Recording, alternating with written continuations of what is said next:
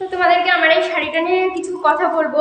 এটা আমার বয়স তখন হচ্ছে 12-13 বছর বয়স। তখন এই শাড়িটা আমাকে ঠাকুরদা কিনে দিয়েছিল, আর এই শাড়িটা আমার কাছে খুবই স্পেশাল, কেননা এটা আমার ঠাকুরদা কিনে দিয়েছিল।